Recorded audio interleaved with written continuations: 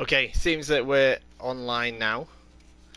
So, I actually started the stream once already, but it seems like it didn't seem to stream properly. But it looks like things are cleared up now. So, welcome to the Kendo Chat episode 7, opportunities to make successful strikes.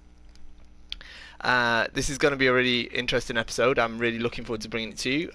It's basically I came up with this topic from thinking about my next grading and stuff like that, my next grading for 6th Dan, and I was thinking about the written test and what I did for my 5th Dan, and it brought me back to this booklet that I've got actually, which is available from the All Japan Kendo Federation. Obviously it's in Japanese, but it gives you the example questions and answers from the written tests that go out on the gradings, you know. So this is what I was sort of studying when I was taking my 5th Dan, and it's one of the topics in there. So that's something that I'm really excited to be chatting with you guys about today. So welcome if you're watching us live, and if you're watching us on YouTube afterwards, then welcome as well. And I do encourage you to subscribe to the channel if you are indeed watching us on YouTube. We do put these out as often as we can. I'm trying to get them out weekly, but it depends on my schedule. Okay, so before we get sort of cracked into the topic, the main topic, I'd like to each week basically things are busy as always with Kendo Star. It's going Kendo Star. I really am so grateful for the support that's seen. I mean, the stuff we've got over there, it's really brilliant quality gear. I think it's on there at a great price. You're getting great value. Obviously, I'm overseeing the service. Most of the emails and stuff like that, and the service is handled by myself personally. So I'd like to think that I'm giving a good service as well. So, and I'd say that's what we can attribute the success to. So yeah, it's going really well, which is brilliant. We've got some great savings on there as well at the moment. We've got a summer savings set of deals up there. So get over to kendostar.com if you haven't checked them out already. Okay, so if you're watching me on the camera here, it's really hot here in Japan, so do excuse me if I'm a bit shiny. I might be getting a bit sweaty throughout this stream because it's really hot here, and I don't want to whack the aircon on because it might mess with the sound. Probably noticed as well, I'm playing a different game than what I was playing the last few weeks. I'm playing Destiny. I've not been on Destiny for a few weeks actually, but just something that I can just play mindlessly, so I can concentrate on the chat instead. Okay. Released a new episode of the Kendo Show last week too, and that was really popular. It was about Shinai and Shinai maintenance, different types of Shinai, how you should look after them, stuff like that, how you should choose a good Shinai. If you haven't seen it, get over to the Kendo Show and have a look at it, because let me know what you think of it, because it seems to be going down really well.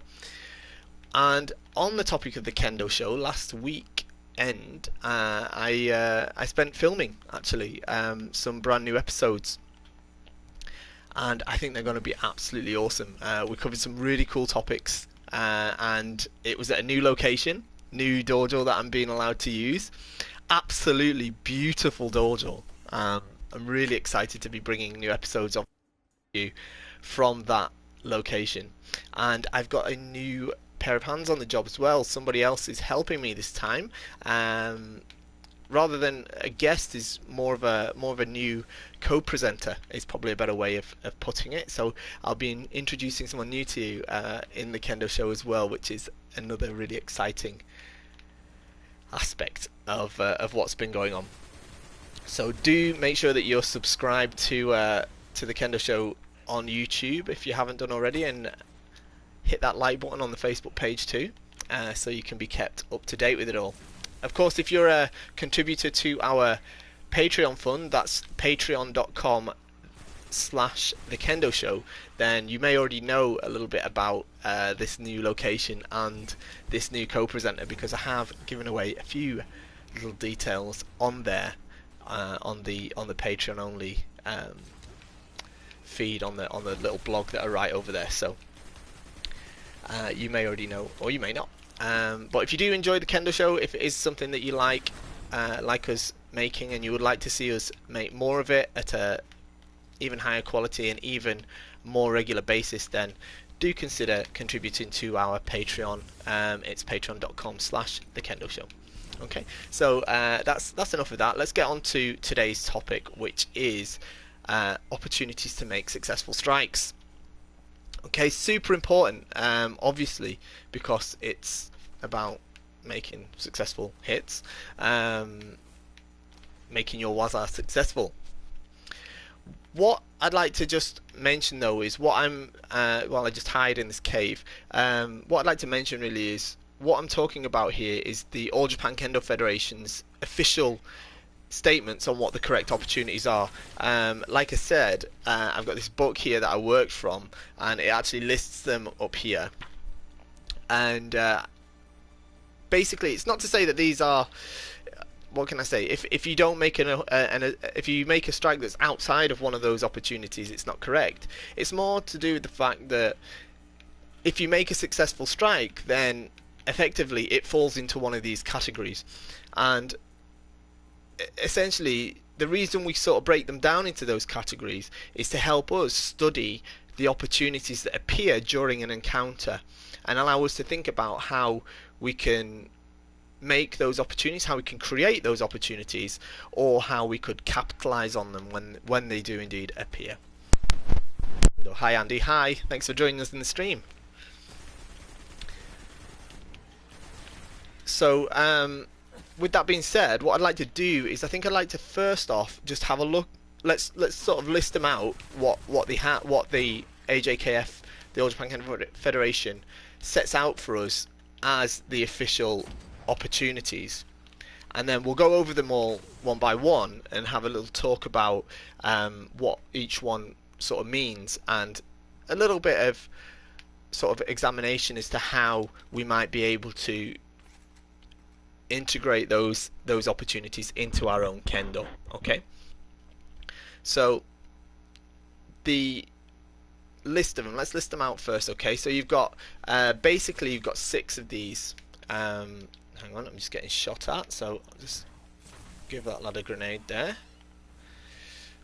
Wasn't a great throw, managed to get away I think, but it doesn't matter. Okay, so we've got, the first one is at the point the opponent decides to move. Okay, and in parentheses there it says debana. Okay, the second one is when the opponent completes an attack. Then you have the third one, which is at the point the opponent loses concentration. Then you have another where it says where the opponent steps back. The fifth one says when the opponent tries to block. And the sixth and final one says when the opponent takes a deep breath. So let's have a quick look at them each individually. Starting with that first one, okay? So when the opponent decides to move, when the opponent decides to move, okay? So that's kind of a, I mean, it gives us the brackets. It says Devana, and I think many of us understand that term, but it's probably the most common way in which it's interpreted.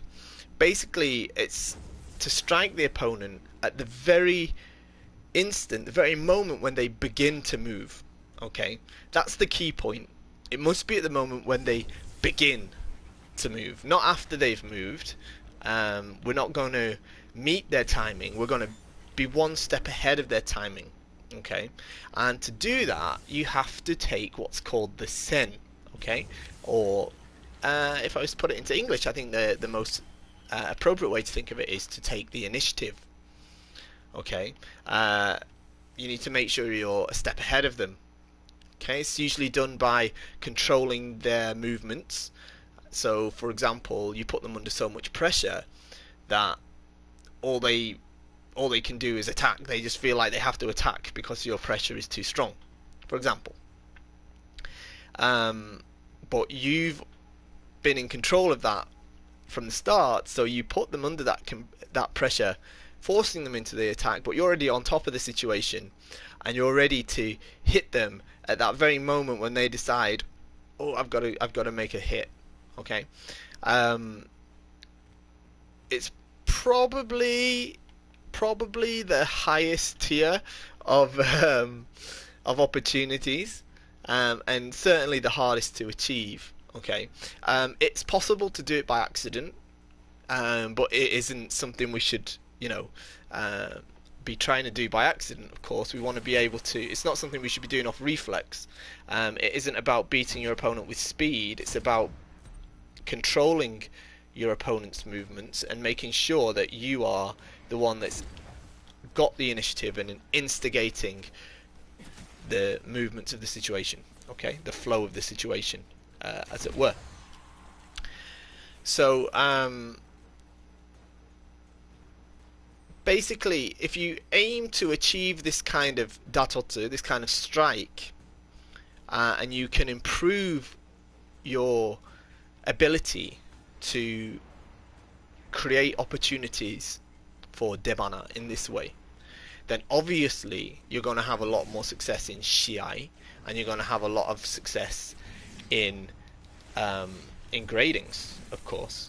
Yeah, it's quite easy to spot when an attack's been made.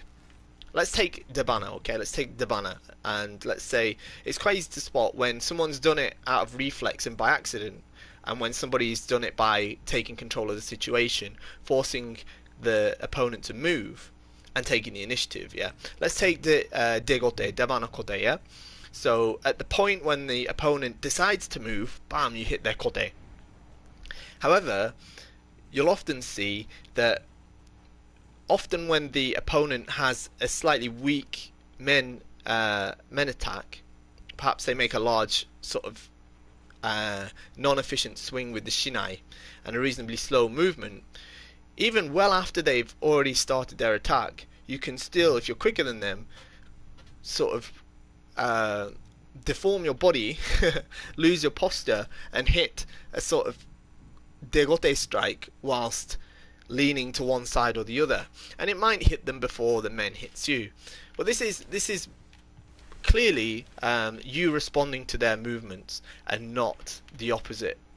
Okay, and that's not good practice. Okay, in shiai, if you do that, you get a point, and great. Okay, then maybe you win. That's fine. You consider yourself lucky for having gotten through your match by using that sort of technique. But in your keiko, you have to accept that if you do that, you have to recognize and be strict to yourself and say, okay, although I hit the kote, I wasn't in control of that situation. Okay, with debana men, it's slightly different. Generally, 9 times out of 10, if you do that with debana men, you'll receive the men before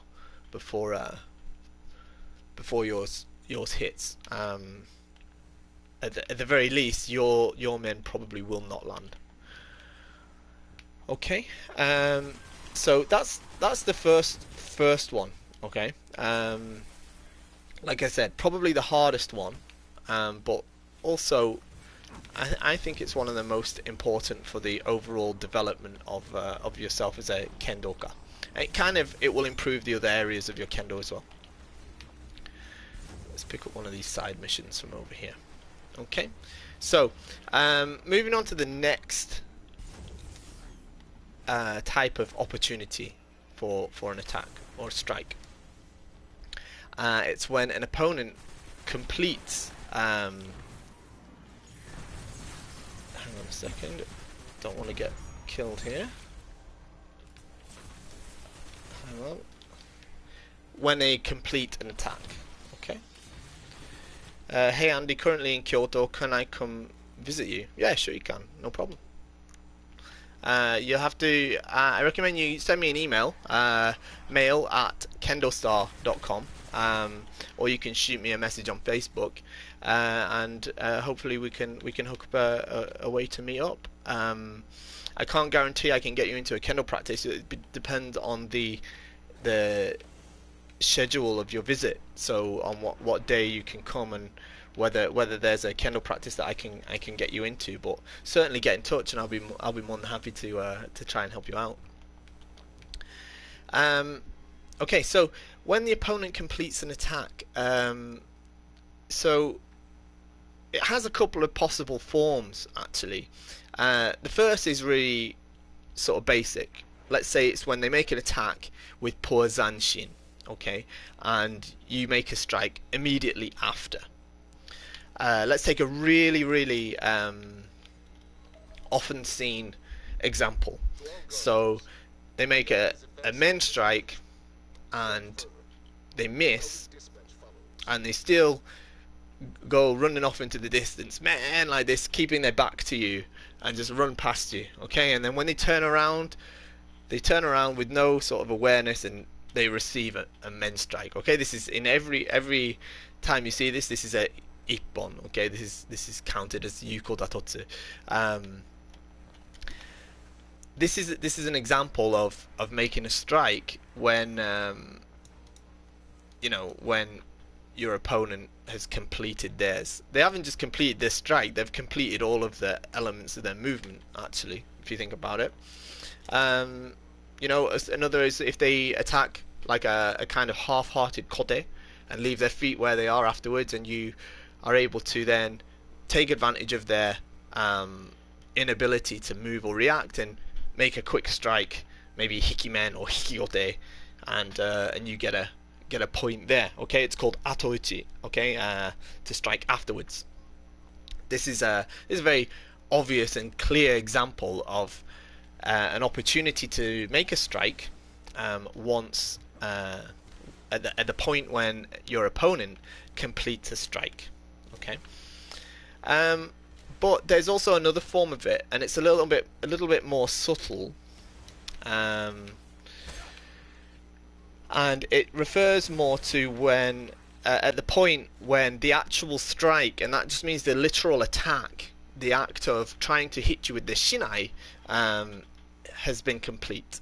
And basically, to put in another word, really simple word, we've got a word for it, and it's ojiwaza.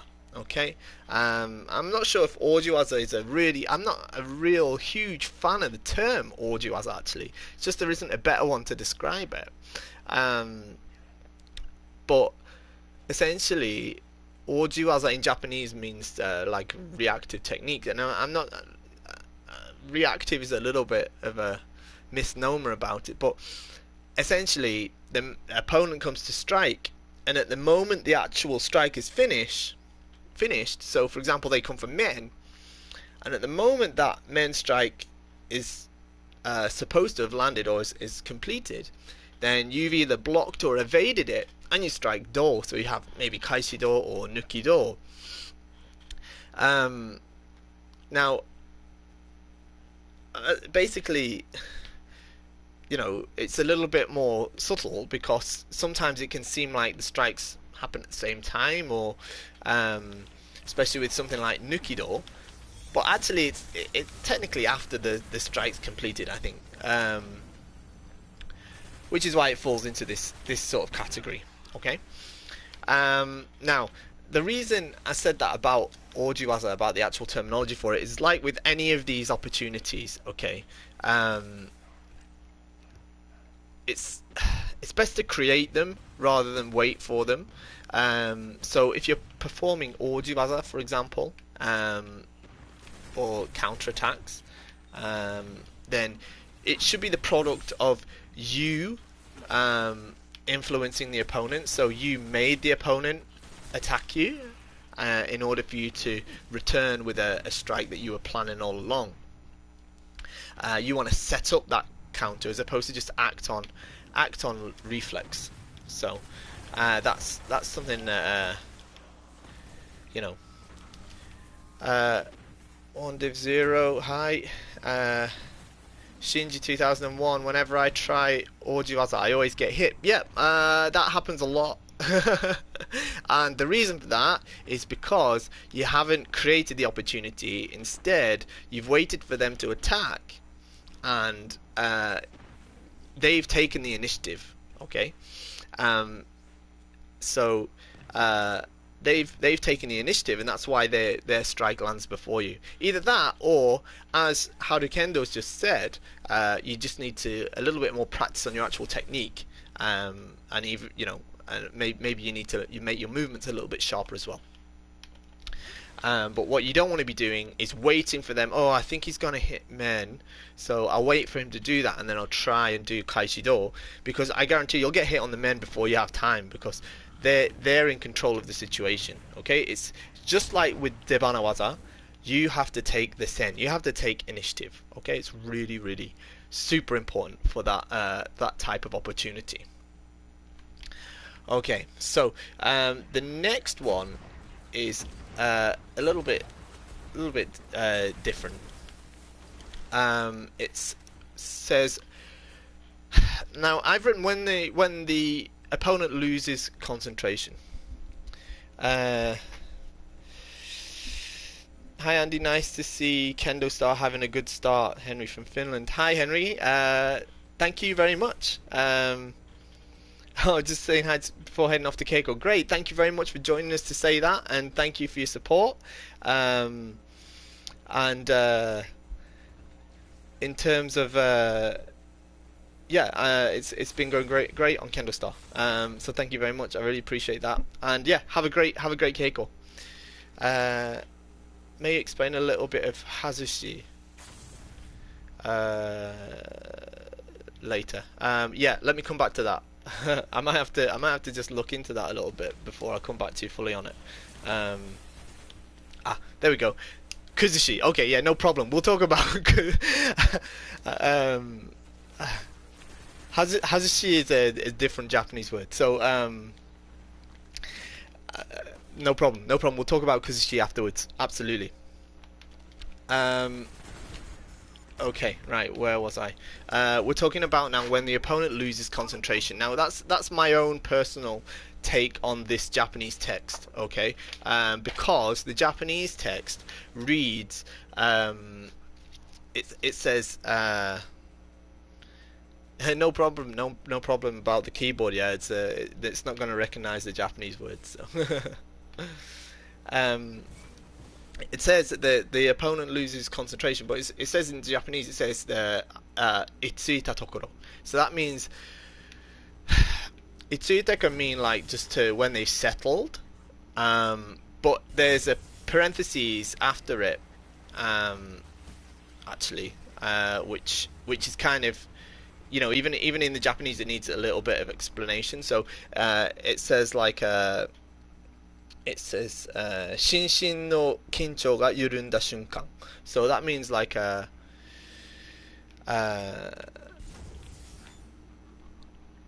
basically means well, that's also a difficult phrase in itself. It's not difficult, I mean, but it's a little bit in the way it's written. Second, we've got a question here. Are you into JRPGs? No, sorry, I'm not. I'm a little bit when I play games. I do like RPGs, but I'll be honest. I can read Japanese, but I don't want to be doing it when I have to do it all the time for my job. So I don't want to like when I'm playing games, I like to really just relax and let my mind just go away from like hard stuff like trying to read kanji. So no, I don't. I'm not really into JRPGs. I do like some Western RPGs though, and I really like The Witcher 3, and I'm well into that right now. I wanted to stream that actually, but there was no way I could do that and talk to you guys. So anyway, hey Andy, what actually made you get into Kendo? I'll come back to that later at the end. Thanks for your question. I'll let you know about it later in the questions. So sorry, back to what I was actually saying before I got distracted with the comments there. I'm just going to hide behind this little bunker so I can answer it properly, so I can read it properly. Yeah, the Japanese says itsuita tokoro, and in the parentheses after it, it says shinshin no kincho ga yurunda shunkan.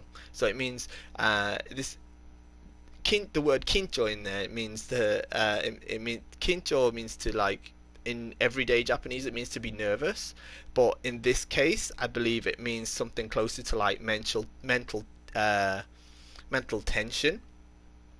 So it's the moment in your encounter where you kind of mentally switch off. Okay, that's why I've used the term loses concentration. It's not a direct translation, but it's more like I think it communicates the meaning a little bit better. I think we've all had that experience when we've been with a high level sensei, where they've sort of been able to hit you while you just stand there like a deer in headlights. When not being able to do anything about it, you just stood there like, oh, why didn't I just move? And it's like they hit you between your thoughts. Um, the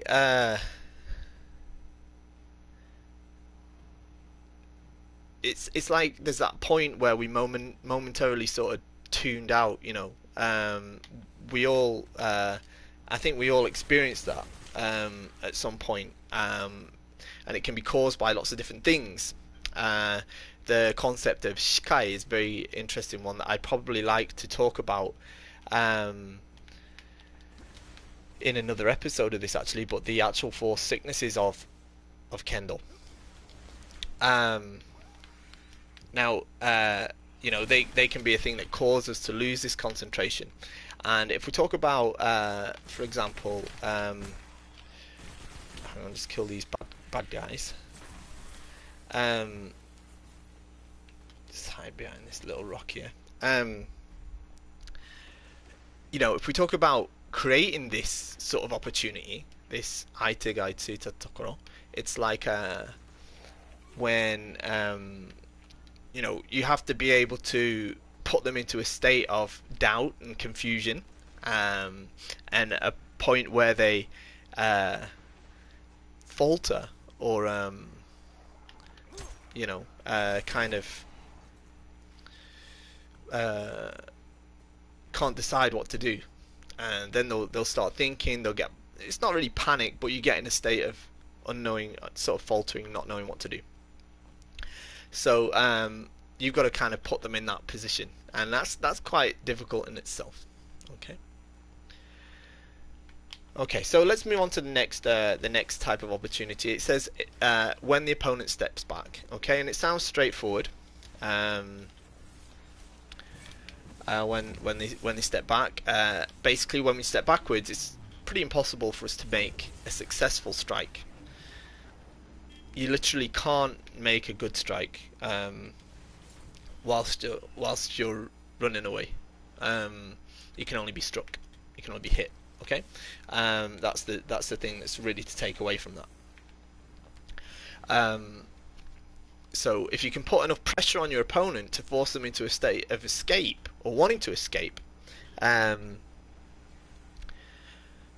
you've got a chance to strike them. This is really good and really useful for people that are good at tsuki, or specifically katate tsuki, but it worked for morote tsuki as well. And also it's good for people that are good at jodan or do jodan. Yeah, you can get them to step back, get them to run away as they're kind of trying to disengage from you. Bam! You can get them with that katate men or with that katate tsuki. Okay, it's a great opportunity for it. Okay, it's important to note though that this sort of example, I'm not talking about when they readjust their distance. I'm talking about when they're trying to withdraw from the encounter with you. Okay, when they're trying to escape. Yeah, not when they're just trying to not when they're trying to lure you either, because that works quite well as well. Yeah, but we're talking about when they're under so much pressure, they want out. Okay, and they're going, oh, I'm not ready for this, and they start to step back. And at that point, it's not just their body that's stepping backwards. Yeah, their intention is stepping backwards. There's no way they can take the initiative over you. Yeah. So you can chase them down and you can get a shot on them, or you can get one of those one-handed ski, or if you're from Jordan, a one-handed men shot. Okay, that's a really it's not such a common opportunity that arises, but it is a good one. So do look out for that one as well. Okay. So the next one is when the opponent tries to block. Let's just kill some of these bad guys. There goes that one. When the opponent tries to block. Sorry, the comments have been going a little bit crazy while I was talking there. Oh, we've got people from all over the world. Excellent. And a couple of you guys are both in Kyoto, by the looks of it. That's cool. I used to live in Kyoto, some of you may know. Brilliant place. Recommend practicing at the Butokuden if you get to. It's particularly good on Thursdays. At least it was when I was living there.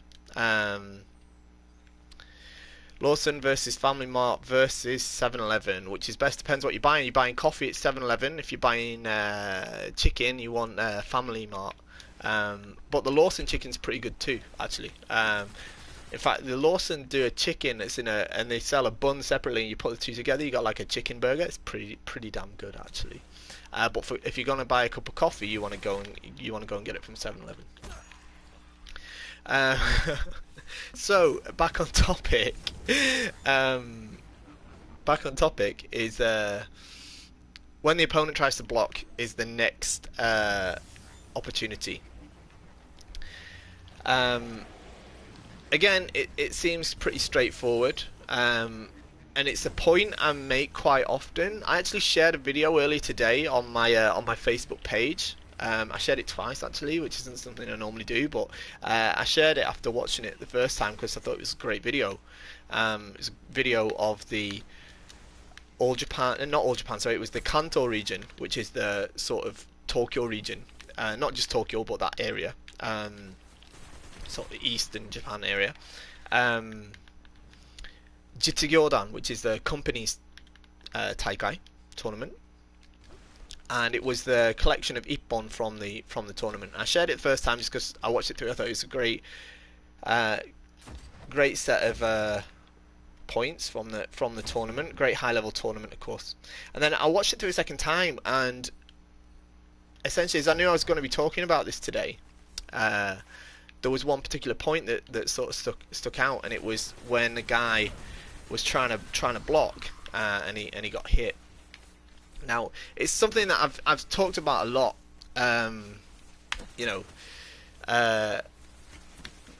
People often complain about blocking in Kendo. It's something that, to be honest, people can, for want of a better word, they moan about quite a lot. Oh, I was trying to hit his men, but he blocked it, and they shouldn't be allowed to block in Kendo. I mean, the guy's trying to hit you in the head with a stick or a sword or whatever. You're gonna, you're gonna block it before you let him hit you, right? That's like human instinct. The thing is my point on blocking is, it's perfectly valid in my opinion. It's a perfectly valid method of defending yourself. It's just not a very good one from a tactical point of view. Okay, within the realm of Kendo, yeah. It just isn't a great way of defending yourself. There's better ways. Because the fact is when you block one area, you expose another. Okay, it's impossible in Kendo to perform a block that covers literally every available target. Okay, it's far better to have a solid kamae with good semi, rather than to just try and defend one area only to expose another. So what we want to do here is try and this is, someone asked about Kuzushi earlier, which is a great question, and it's kind of linked to this. You have to be able to put enough pressure on your opponent through semi to threaten a particular area so that they feel like they want to block it, and then you've got a chance to strike the area that they opened by blocking that area that was under pressure. Just kill these bad guys here.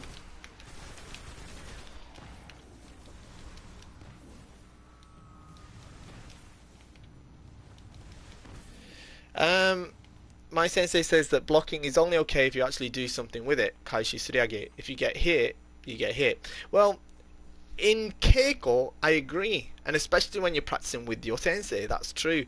That is absolutely true. But if you're in Shiai, it's the final of some massive tournament, you're not going to let somebody hit you, right? You're going to block it before you do that, even if you don't manage to do the kind of kaishiwaza or something like that. Okay, um, it's it's not it's a kind of natural panic reaction, and also your sort of kaishi and suriage, they shouldn't come from a block, they should come from you taking initiative, making them attack, and then you perform that counterattack. But it's a difficult concept there actually, which is kind of going to take us off topic a little bit. But I think the point is the this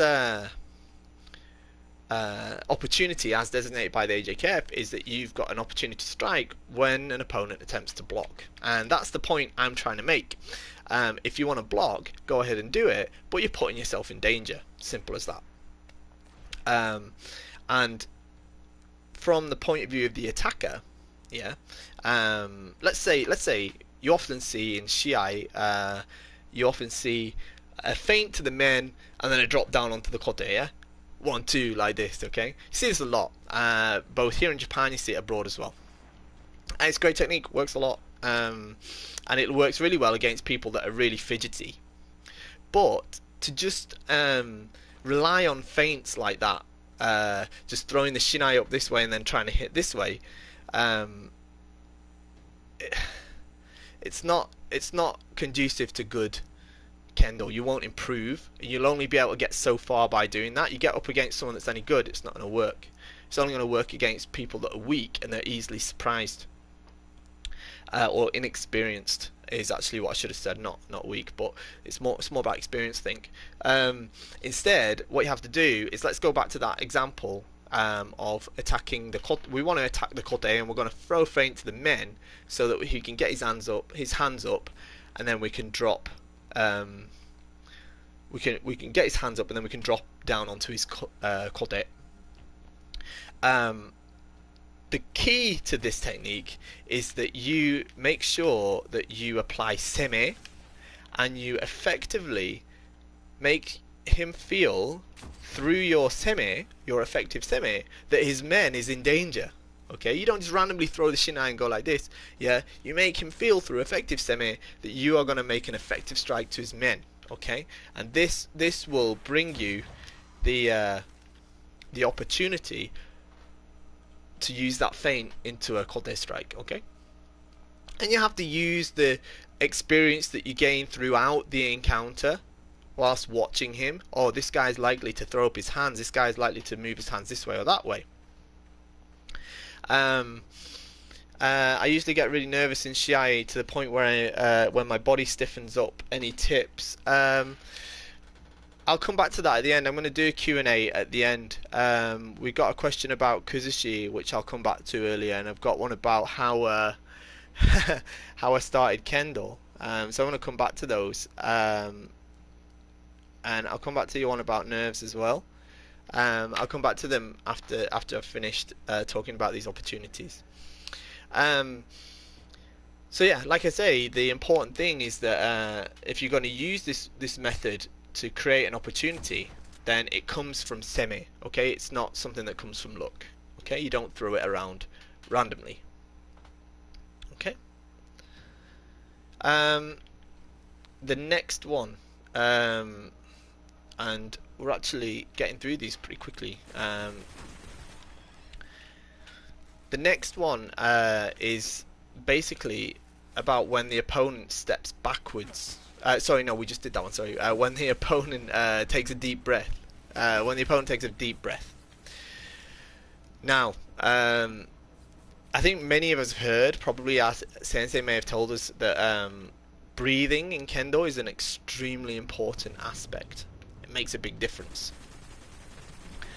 And this is kind of an example of it. Correct breathing, controlled breathing. It's part of the reason that we practice lots of exercises in Kendo that help improve our breathing, such as kirikaishi, uchikomi, and kakari geiko. We have to practice those exercises with correct breathing so that we can then perform correct breathing during our actual kendo encounters, yeah, whether it's shiai or whether it's just keiko. Okay. Um, when you take a deep breath like this, it's impossible for you to make an attack, okay? Because your body's concerned with getting air into your body rather than making an attack at your opponent, okay? Um, and with kendo being a physical activity that is physically exhausting, at least it is for me, um, being able to control this breathing and making sure that you're breathing the right way is really, really paramount. Yeah, it's super important. So, let me just get rid of this little flying dude. The thing is if your opponent, likewise, obviously, is about to takes the deep breath like that, they're not controlling their breathing so effectively, they get themselves tired and like this, then you've got a chance to hit them. Okay, now how should we control our breath during our sort of kendo encounter? This is how I try to do it, I think, and how I think is probably the most effective way, for a number of reasons. You make your official kakegoe, your initial shout, yeah, like, when you first face off and you're already outside of attacking distance, okay? Then you've got a chance to take a breath, yeah? So, yeah! And then you've got a chance to take a breath. And this is the point where it's important to take a breath, okay? Then you start to assail your opponent, okay? So you get into the range and you start to apply semi. And basically, once I've stepped in with that intention to strike, I'm not going to breathe again, okay? I'm going to keep that breath that I already took held, okay? And it's not like I'm forcing it. I'm like, I'm not about to turn blue in the face, because I'm not going to spend a lot of time in that distance, okay? Because I've got a plan.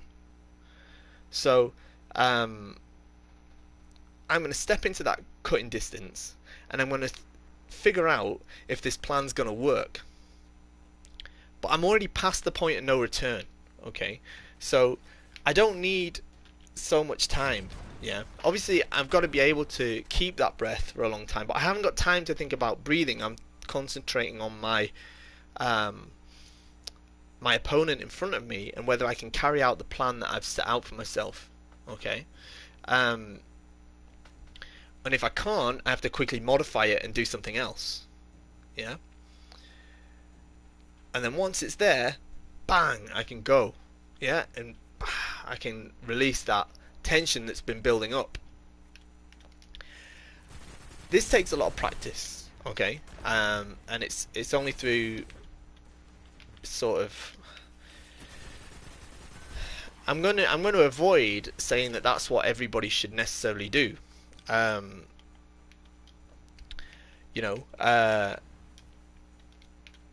kind of, because especially at lower levels, I think that's a little bit too difficult. But this is why I'd like you to concentrate on your breathing through kirikaishi and uchikomi and kakari geiko, so that as you progress in kendo, this becomes less of a struggle.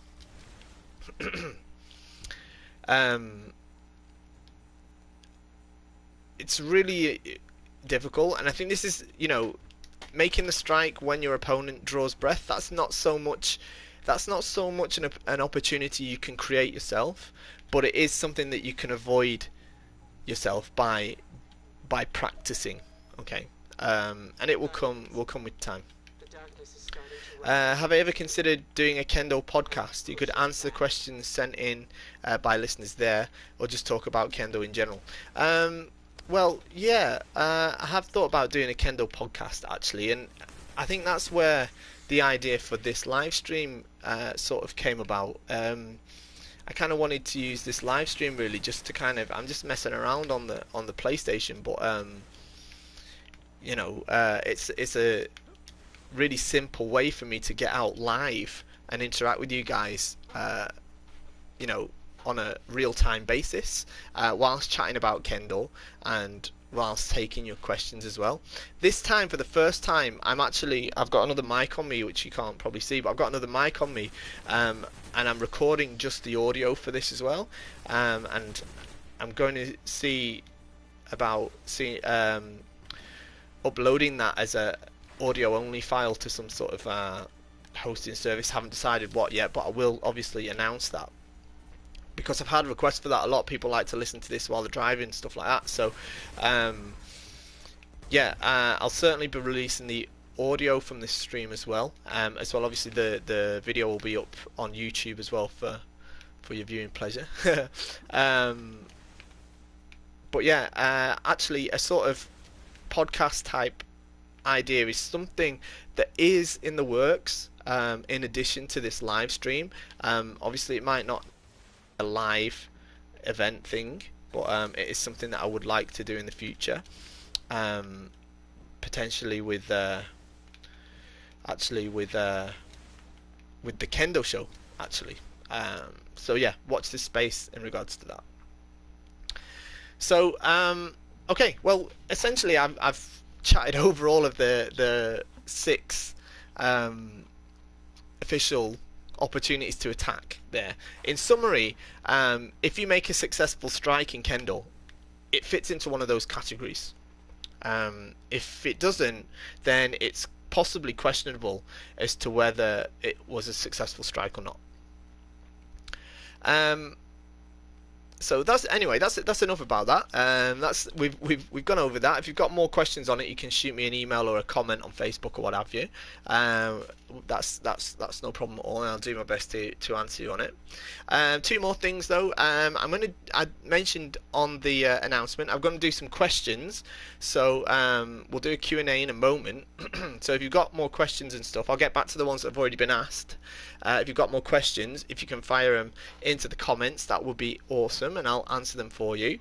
Also, I'm going to do a little giveaway. I mentioned this on Facebook. I'm going to do a little giveaway right now. We'll give away some gift vouchers to Kendo Star. Let's give away what we've got. We've got 10 people in stream. I'll tell you what, I'm going to give away 2 $15 vouchers. Okay, so to get one of these vouchers, what you're going to have to do is you're going to have to leave a comment, okay? Because our randomizer works off the comments left on Twitch, okay? So if you're if you're watching the live stream right now, pop a comment in there.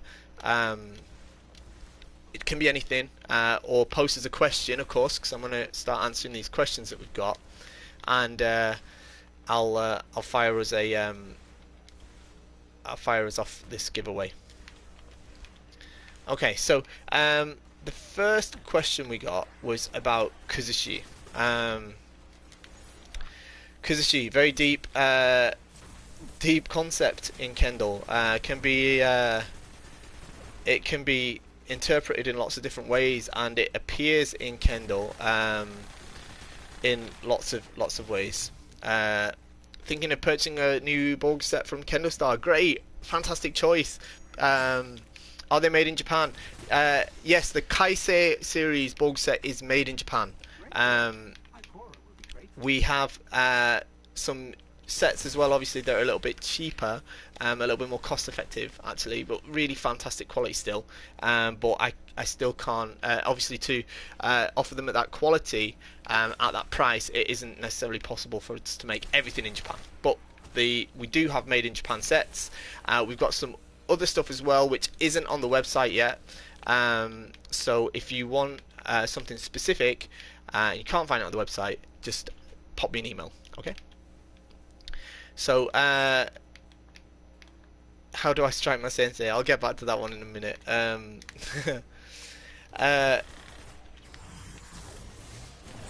About Kuzushi, okay, very difficult concept. kuzushi in Japanese, it means kuzusu means to it means to like crush or in a way destroy. Um, and it's an everyday word. You know, but in terms of kendo, it means to like break down the defenses of your opponent, whether that means like mentally or spiritually or literally physically as well. Um, in most commonly, it's essentially you know, refers to your way of performing seme, okay, and being able to perform seme in a way that makes your opponent's spirit crumble, okay, in lots of different ways, and it can be achieved in well, it's not really so much lots of different ways, but you have to really step in with confidence, and you can perform kuzushi without performing any physical action. If you go up against some very very experienced and famous sensei, you'll probably have experienced it, because you know, without seeming to do anything, you just seem to crumble in front of them.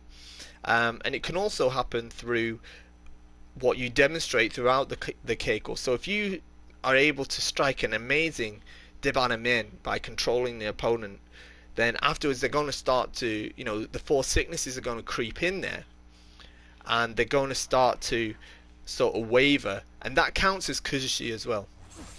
Physical forms of kuzushi can mean different things. It can mean to literally bash at the shinai, but it's not used to mean that so much. That means to like kind of kamae or kuzusu. But another one that's often used, the word kuzushi is used in tsubazeriai. When it gets a little bit rough, it's still considered valid though to use the shinai to break the opponent's posture, and it's by giving them a bit of a shove with using the shinai on their sort of neck here. You can't press it on there continually because that's hansoku, but giving them a shove like this makes them sort of, you know, it busts up their posture. That's also referred to as kuzushi. So that's another way of performing kuzushi.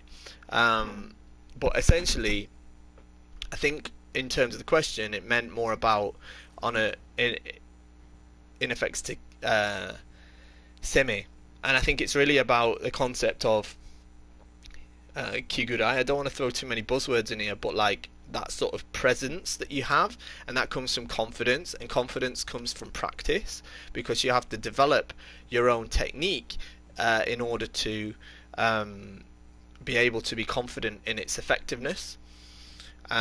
So, and then once that effectiveness starts to come to light, then you know you're going to have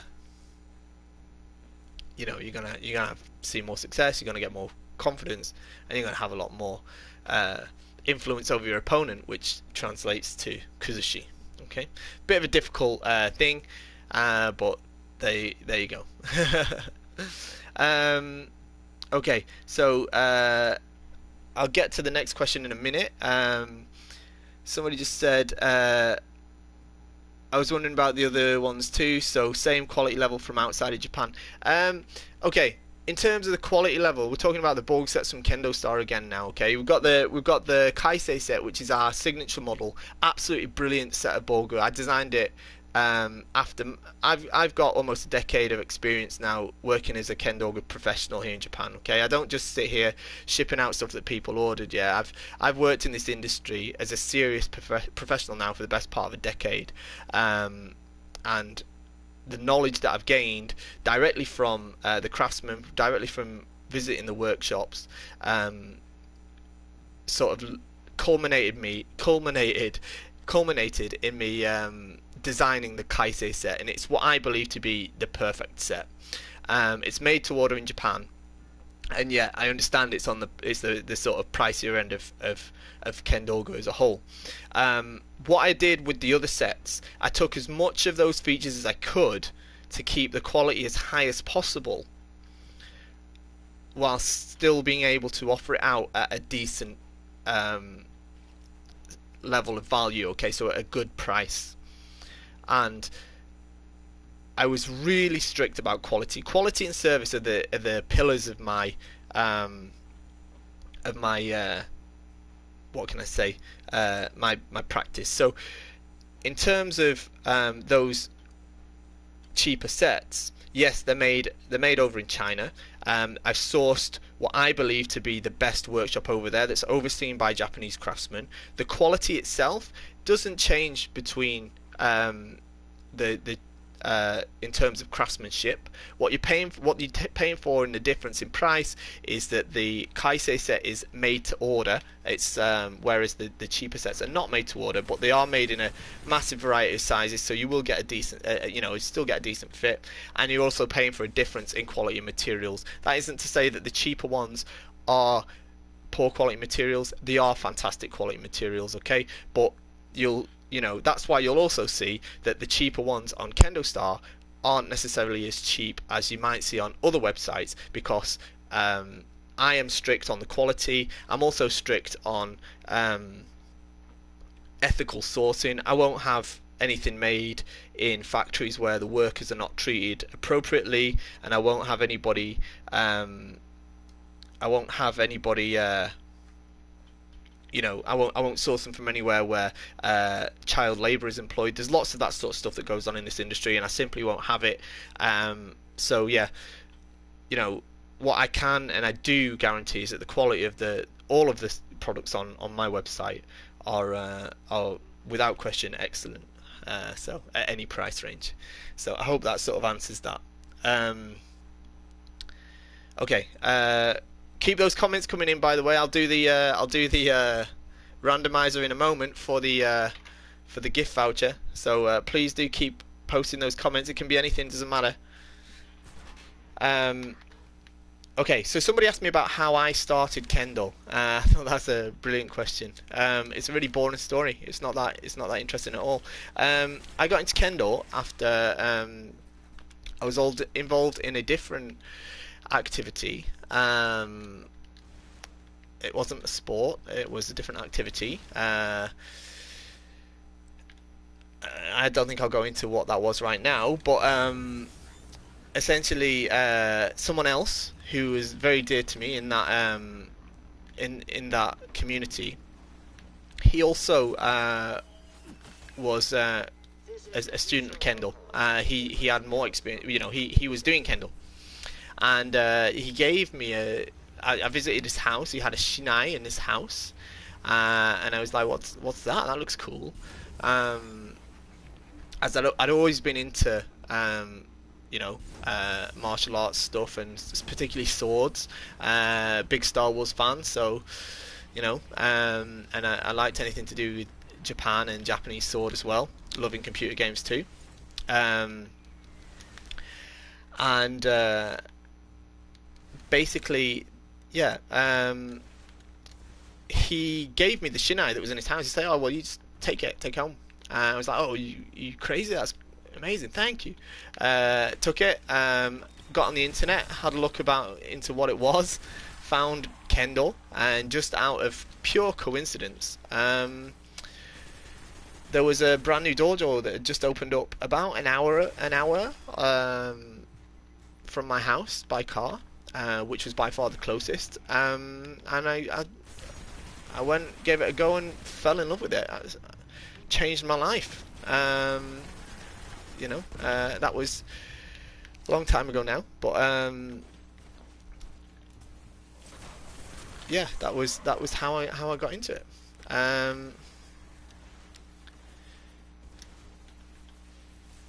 Okay, so I'm not gonna lie, my first exposure to Kendo was from an anime called Bamboo Blade. Oh dear.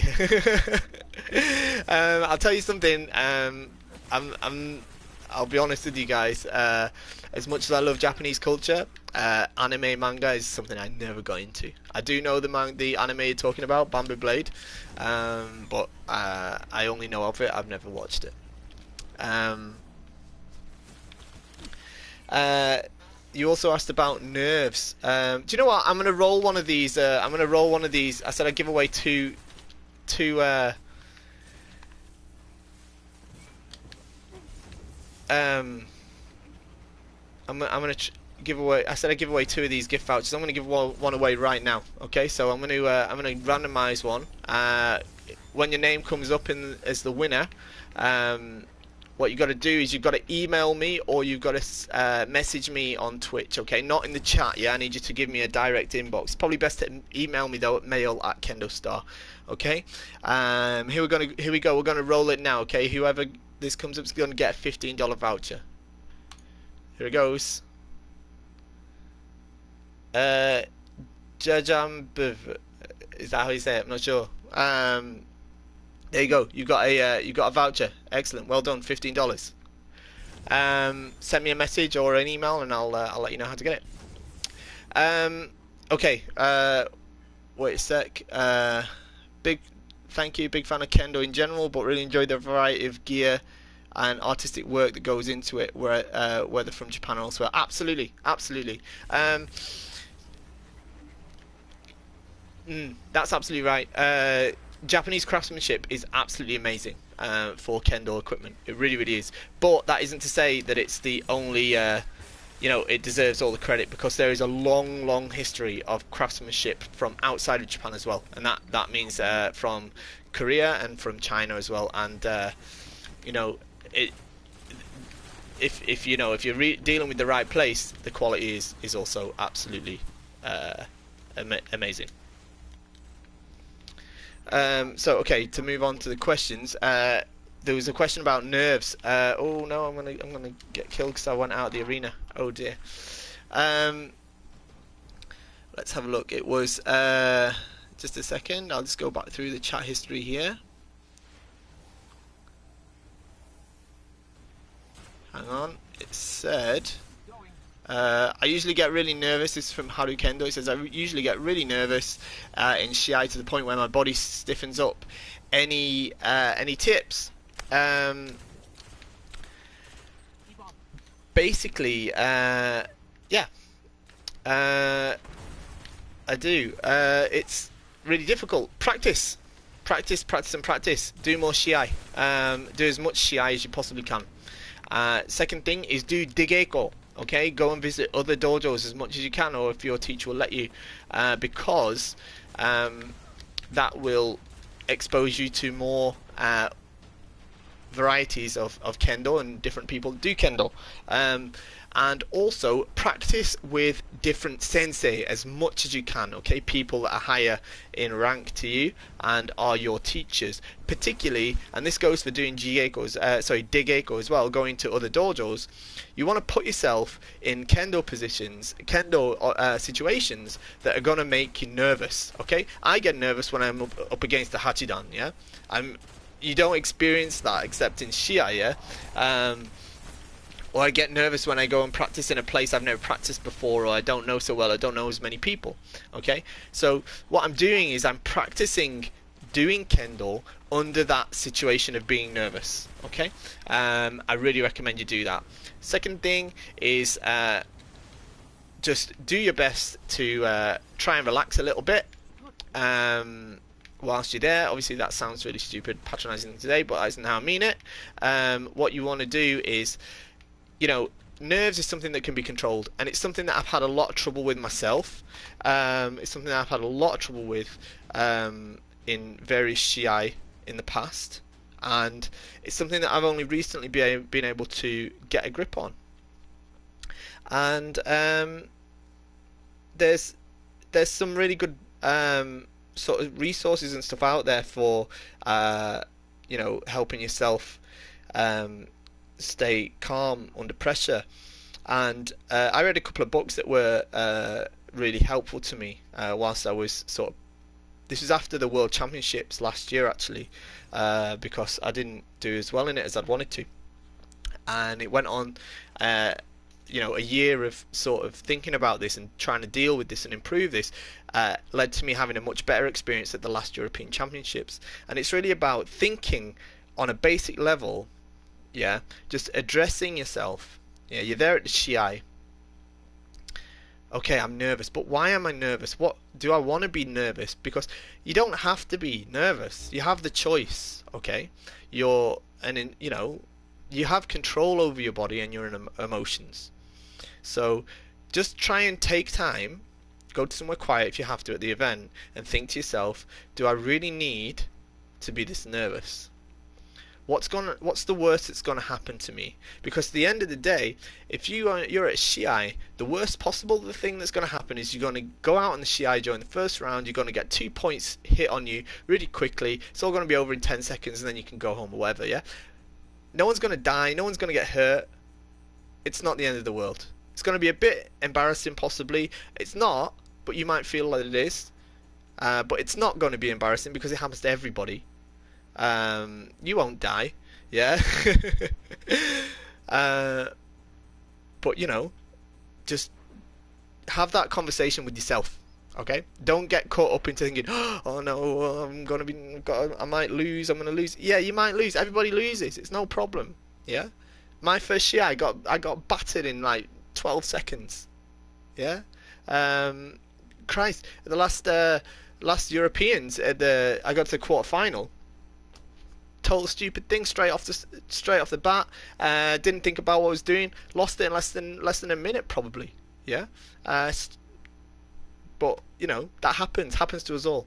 Happens in the All Japan Championships. So there's no, you just need to take that time out and have that conversation with yourself. Do I really need to be this nervous? Okay, because you absolutely don't. Okay, and other than that, when you're not at the Shiai, go and put yourself under pressure and practice whilst you're under pressure, because I think that's a really important thing to do too. Okay. Also, anyone else in the chat? I'm going to give away one more. I'm going to give one more $15 voucher away. So make sure you're popping comments in this comment box so that I can make sure that you get picked up on the randomizer. Okay. If you don't put a comment in there, it will not pick you, okay? It only takes people that have commented. That's just the software that I've got. Okay, next question in there was, let's have a look. Did I ever want to quit at any stage? Did I ever want to quit? Yeah, I want to quit all the time. I'm not going to lie to you about that. There's loads of times when I want to quit Kendo. It happens to me a lot, especially if I lose a Shiai or I have like a really disappointing practice, or you know, I've wanted to quit quite a lot. But the point is that that's how Kendo improves us.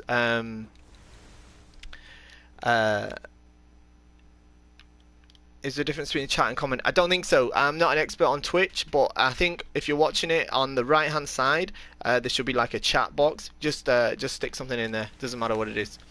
Wanting to quit is a really important part of Kendo.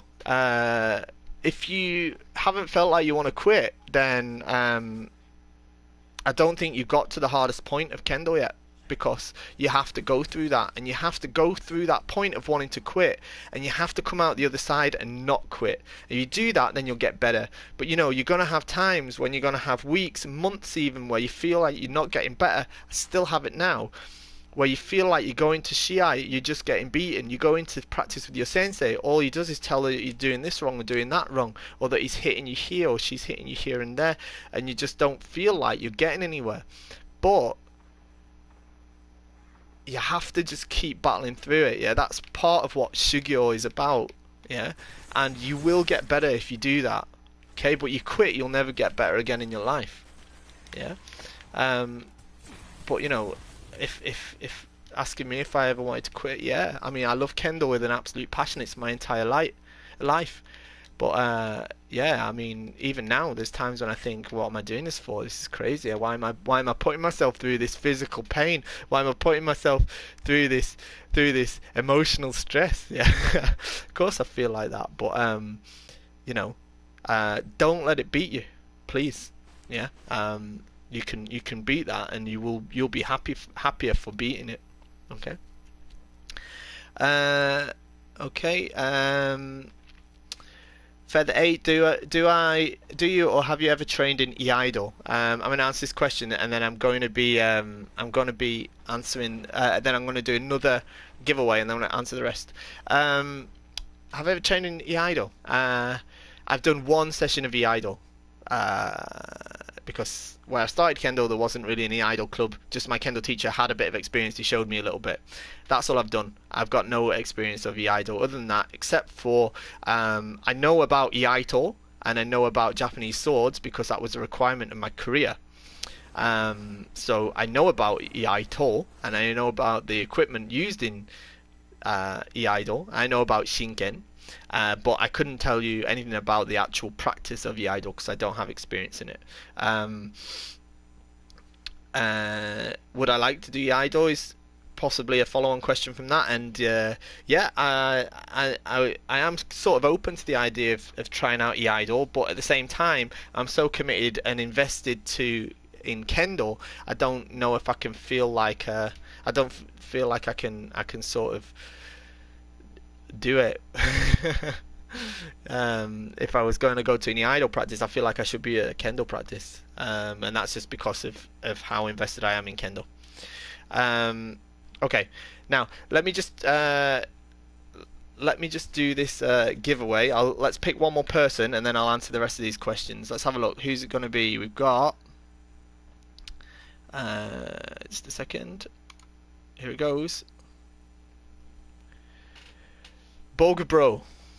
Nice name, love it. Boga Bro, you just won $15 voucher for Kendo Star. What I want you to do is I want you to send me an email at mail@kendostar.com, or you can send me a direct message through Twitch and I'll let you know exactly how to get the $15 later on. Okay, so congratulations, well done. Okay, next one.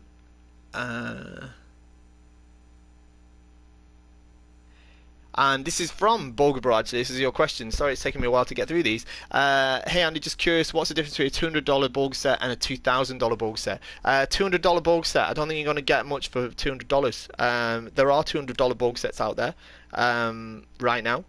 But I think, I don't know, I haven't seen many recently, actually. But I'm guessing we're talking about this for the sake of argument.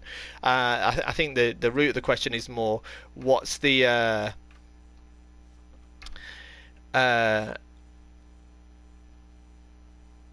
what's the difference between a cheaper Bolg set and a more expensive Bolg set? Okay, there's a couple of things that make the difference. Okay, one is yeah, people have already commented about where it's made. It's obviously more expensive to make a Bolg set in Japan than it is in China, and there's a couple of reasons for that, but the biggest one is that the Bolg sets that are made in Japan, at least through Kendo Star, are made to order.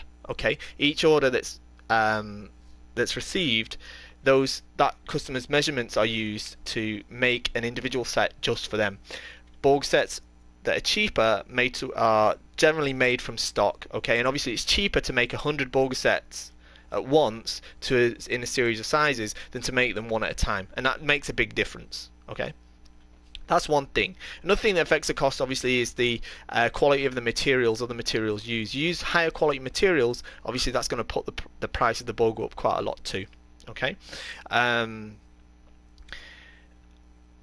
next thing then is sort of quality of craftsmanship and quality of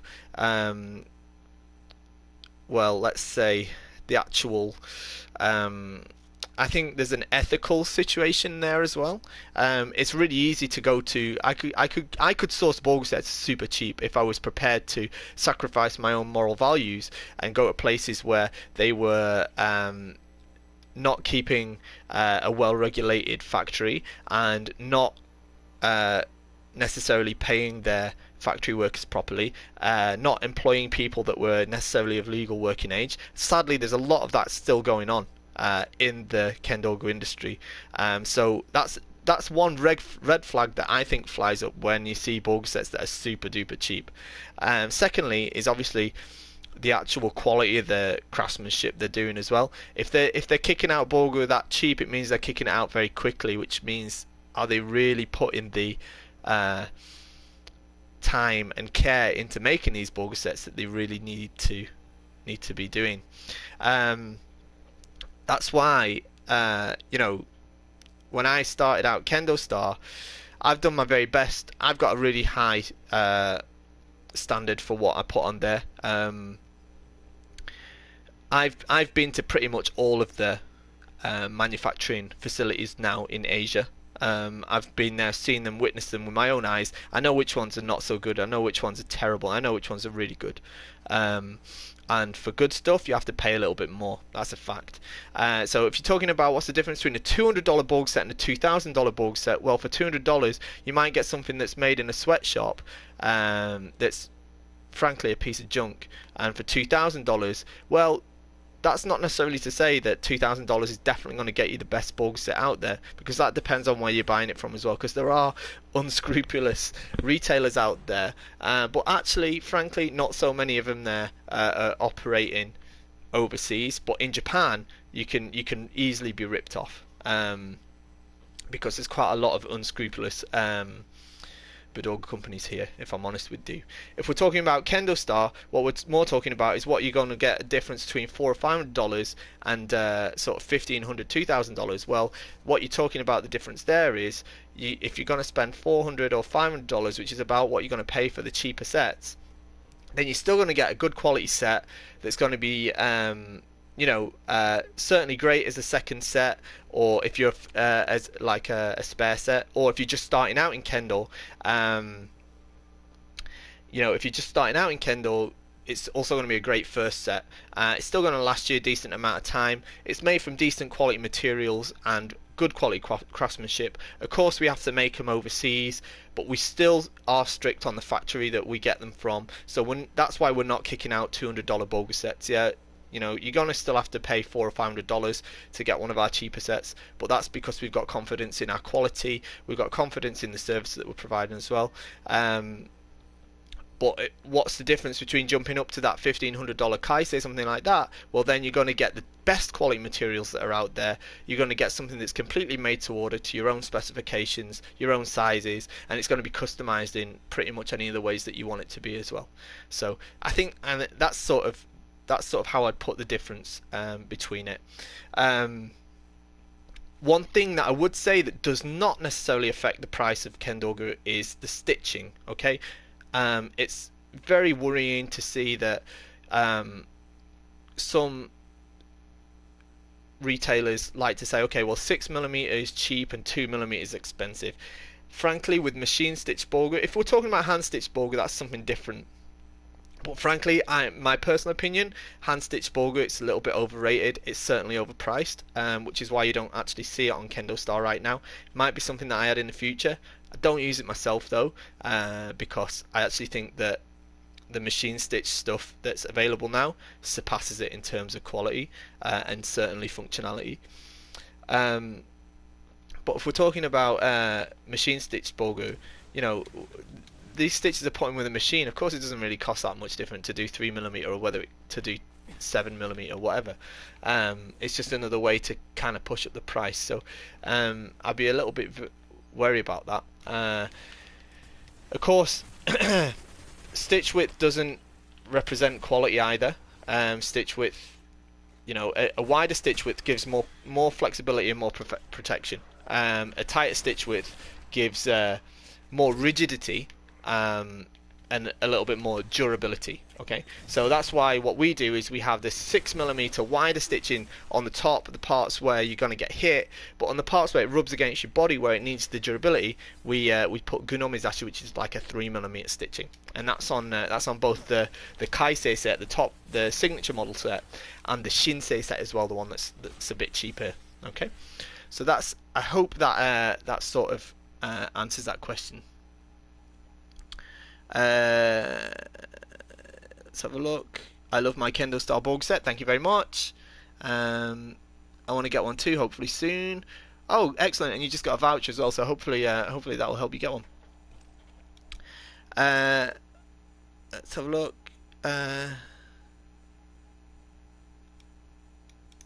Wait a second.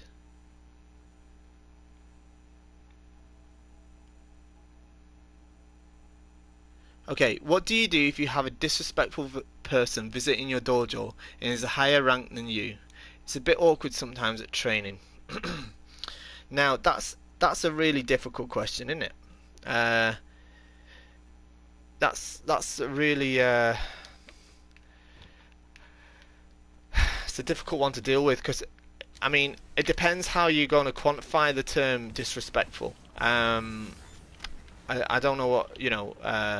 It depends how disrespectful they're being. And it depends on your position and their position. I mean, if they're a sensei or a teacher, I mean, this actually happens quite often here in Japan, and because of like the Japanese sort of code of manners, it's also something really difficult to deal with, and generally it just goes like people just tolerate it, and to some extent, I'd kind of just try and be the bigger person and just try my best to ignore the the sort of disrespect coming from that person, unless it's seriously impacting your training. But I just do my best not to let it do that, which could be easier said than done. I appreciate that. Um, but you know, what you don't want to be kicking up conflict. You know, if you're the teacher, you're running the club, then that might be a bit different. But still, the last thing you want to do is like be kicking off arguments with people. You know, we all want to get along, we all want to do kendo, we all want to get better, and we all want to practice it together nicely. So, you know, if you're running a club and you've got somebody visiting you, I mean, you said in your question it's someone higher graded than you, so obviously in that case, I think you're gonna have to just kind of deal with it, and hope that your teacher feels the same way as you do. Um, if you are running a club and you've got somebody like that coming, and they're sort of same or lower grade to you, and you're in charge of the club, it's your club, then I'd suggest sort of talking to them about it and just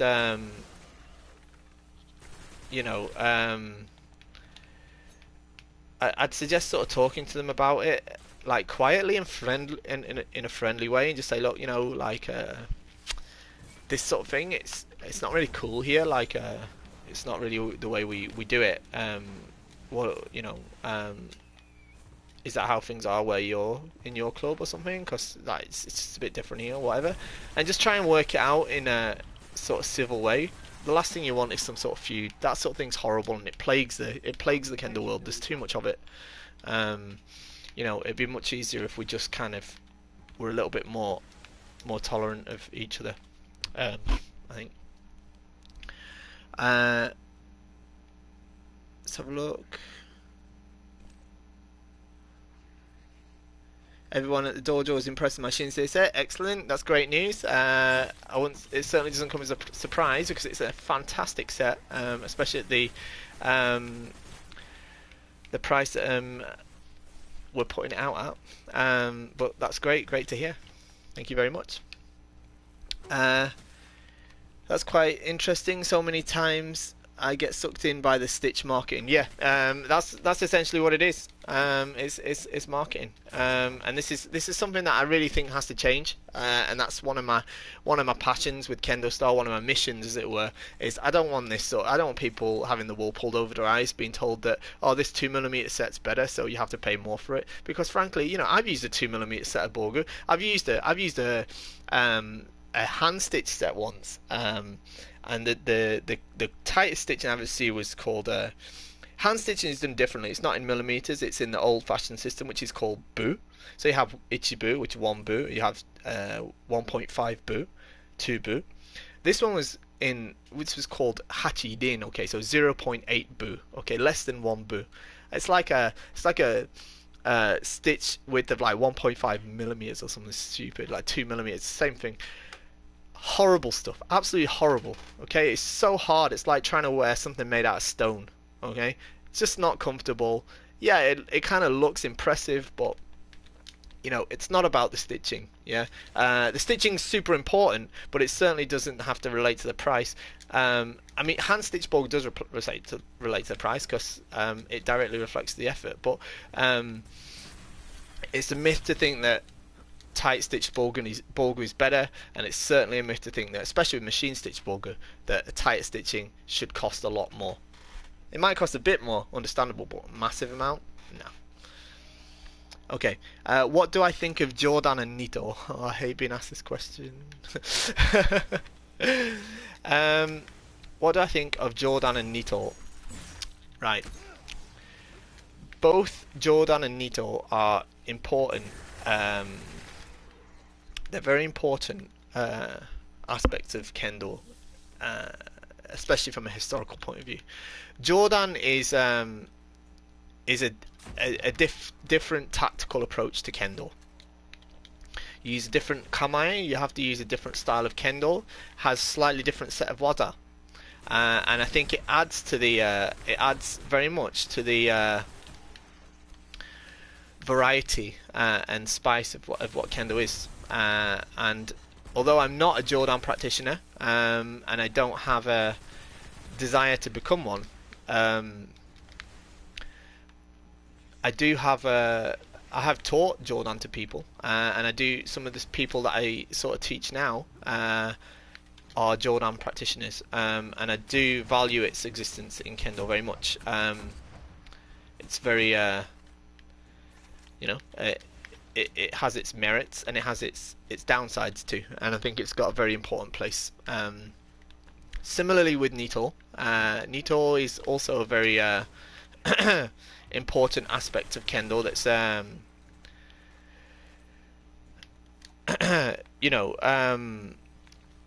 it's basically it's Nito is allowed. This is the official statement from the All Japan Kendo Federation. Okay, Nito is allowed in Kendo to retain Kendo's historical importance. Okay, because it was historically a valid method of fighting with swords. Okay, and it's to some extent pay homage to people like Miyamoto Musashi. Okay. And I think it's also important as a style of Kendo, both presenting itself as a challenge to people that don't do Nito, and it's also a challenge in itself as a shugyo to those practitioners of Nito itself. Again, it's not something that I practice, and I certainly don't have any desire to practice it. My only problem with Nito, and I do have a problem with Nito, I'm not gonna lie, like casually, like jokingly, I've said in the past I hate Nito. I don't hate Nito, but there are things about Nito that I dislike, and the thing that I dislike about it is the way that it's often practiced, and that is that it's used as a defensive method of Kendo, and it kind of overlooks the idea of what Kendo's supposed to be about. Kendo should be about challenging yourself and creating opportunities through a physical and spiritual encounter with an opponent. Okay, and I don't like the idea of simultaneous attack and defense. So I think there's a difficult paradox there in Nito, in that you're able to attack whilst also defending yourself, which isn't something you're necessarily able to do with a shinai, with a one shinai. And I have some sort of issue with the benefits of that long term.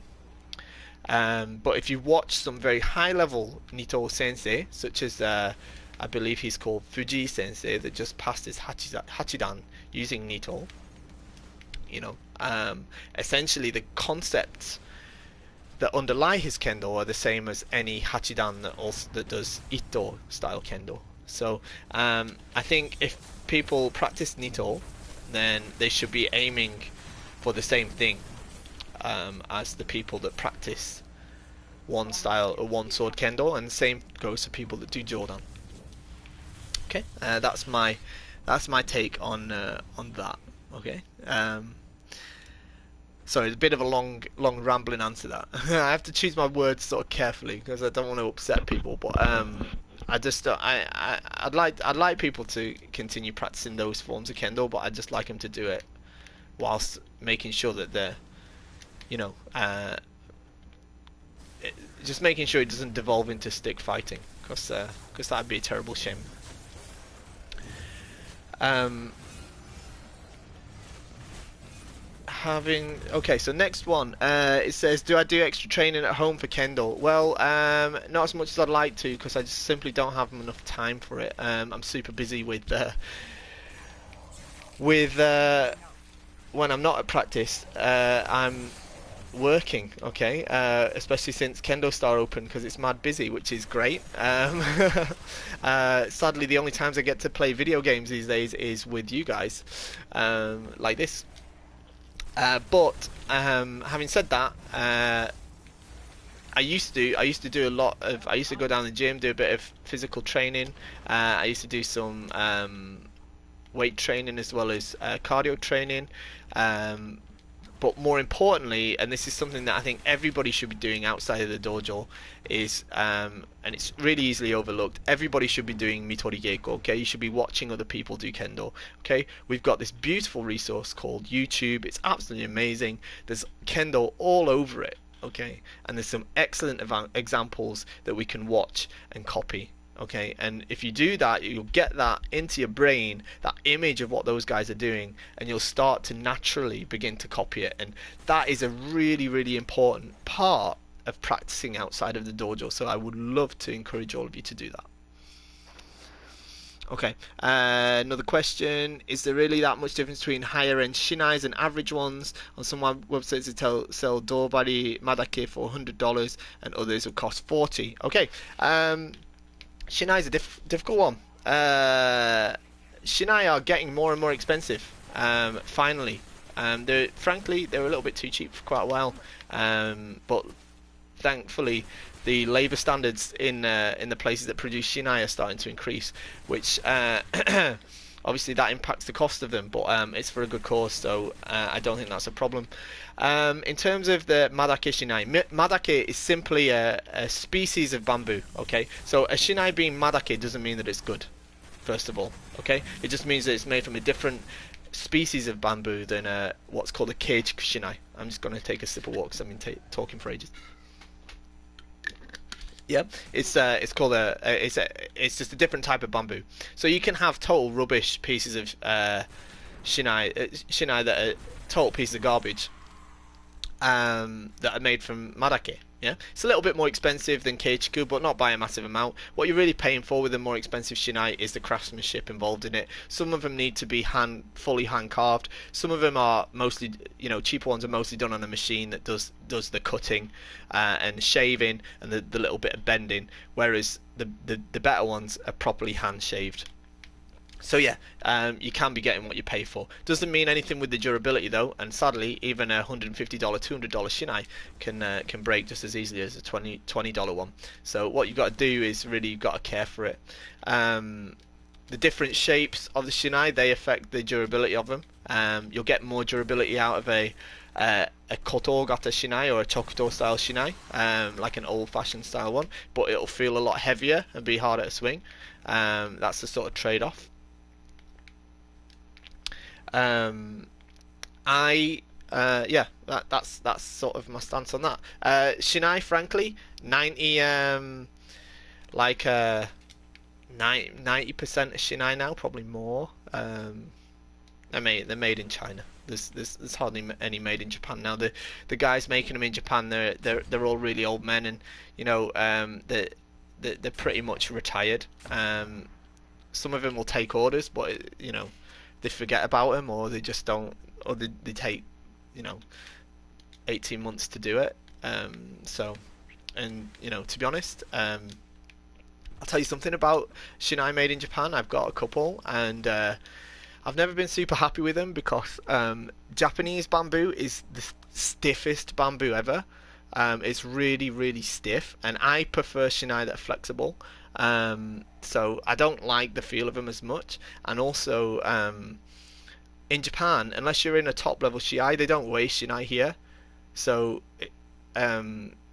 like the guys making the Shinai, they don't really care about the weights that much. So I've had experience a couple of times with a quite expensive Japanese made Shinai, taking it to a tournament, it's been too light when I took it to the European Championships or Worlds or something like that. So like the Shinais on my website are like I think I've just got 2 styles up there. I'll be adding a few new ones soon. But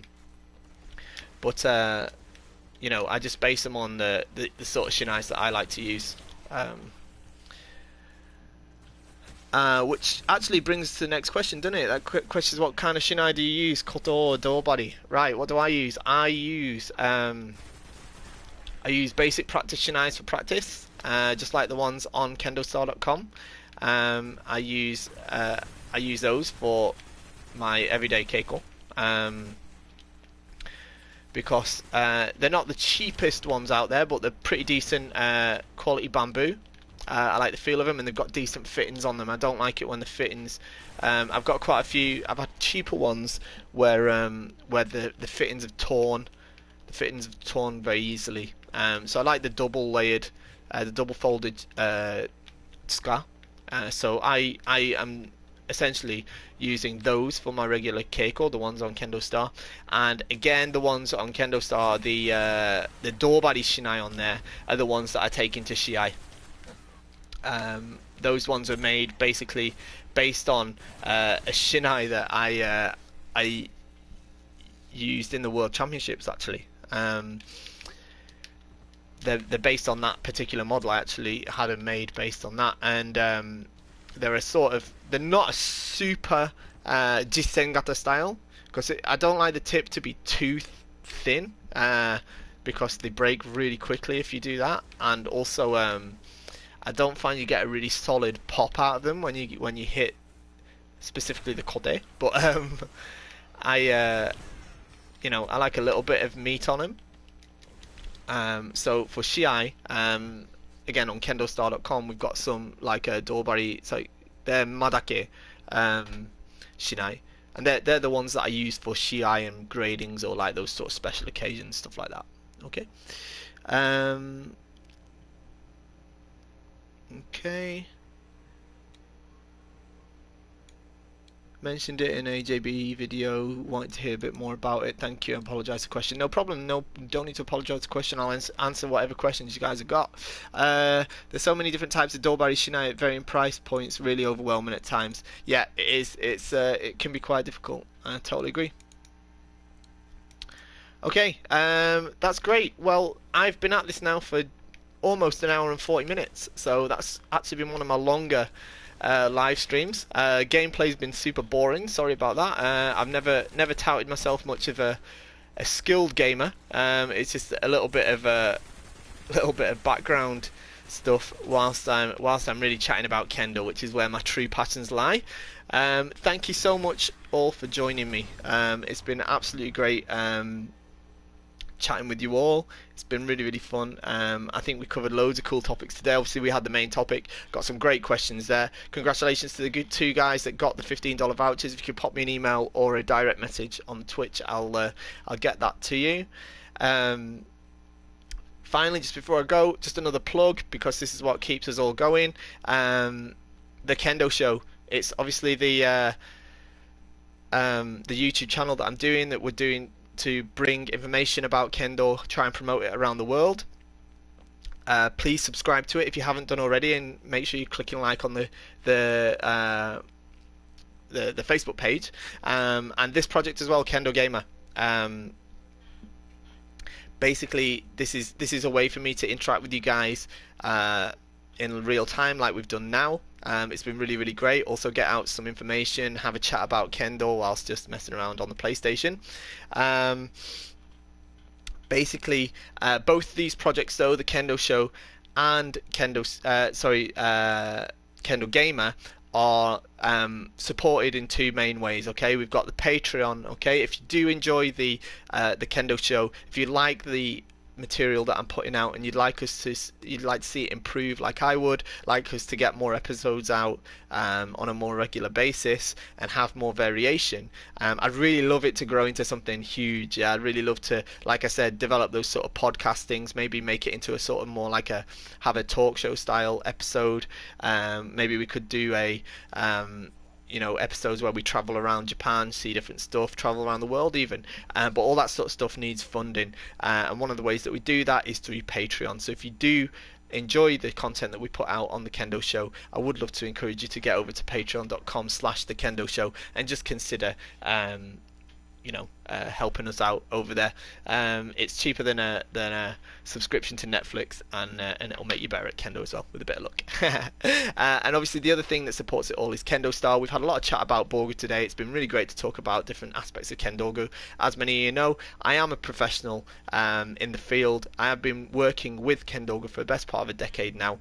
Kendo Star is the sort of culmination of that. It's me bringing to you guys the best stuff available, in my opinion, in my professional opinion, that's relevant to Kendoka around the world. Okay, you could go to any site out there on the internet, or you could come to Japan, go into a Borgu shop. But what you have to remember is that the stuff that's being sold to Japanese customers, the stuff that's popular in Japan, is totally different to the stuff that we need as people practicing Kendo as adults outside of Japan, because more than 60% of Kendo practitioners in Japan are youngsters, and nearly all of them are little kids. Okay, so the market for Kendogu in Japan is geared towards stuff that's cheap and easily replaced, whereas we are more talking about stuff that's good quality and is going to protect you well. Okay, because we're talking about being hit